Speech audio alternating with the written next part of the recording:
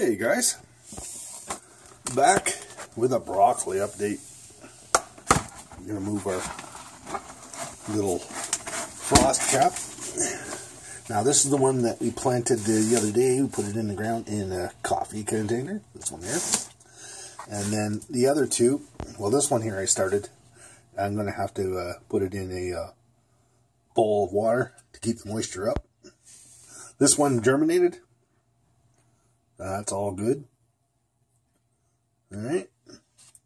And this one's coming along. It'll have to have its own pot. I just happen to have a coffee can all ready for it to go.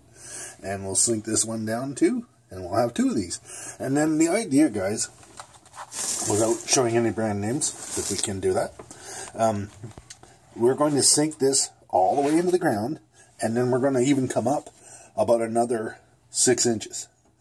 And the reason why is we want the roots to stay down in this canister and stay tight. Because broccoli likes to have its feet cramped.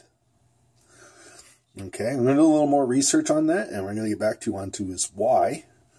I really haven't delved into it, but I do know it is a fact. So, I'll give it some investigation, and I'll report back to you guys. And there is your broccoli update for right now. This is the first one. That's going to be the second one.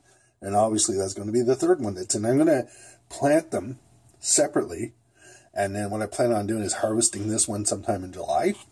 And maybe that one sometime in middle of July. And maybe that one in August and so forth. That way they're ready on time. But the things we have to consider is the heat of the sun and location where we plant these things. That's going to be very important. And we're going to take and do a lot of research and get this right this year.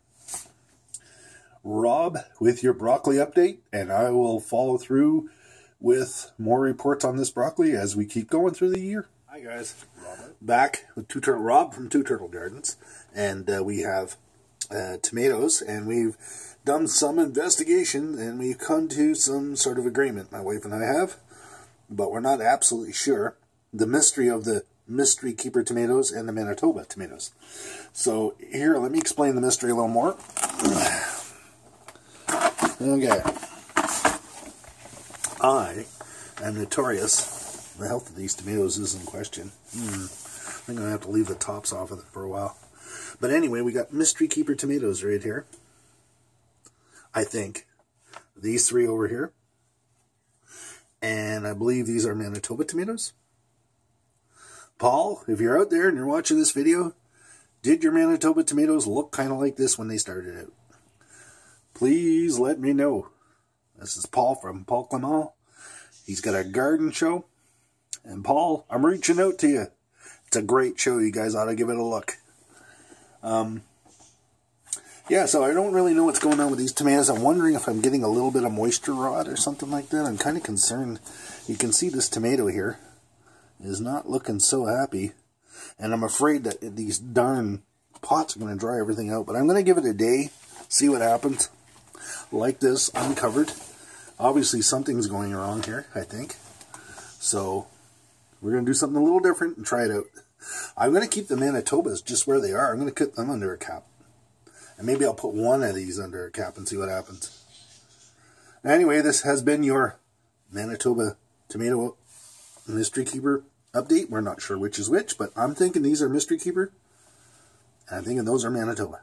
Paul, again, I'm reaching out to you. Help me out. Thanks everyone for watching. If you haven't subscribed already and you like what you see, please subscribe. And thank you for subscribing if you already have. Okay, Rob out from Two Turtle Gardens. Have a great evening.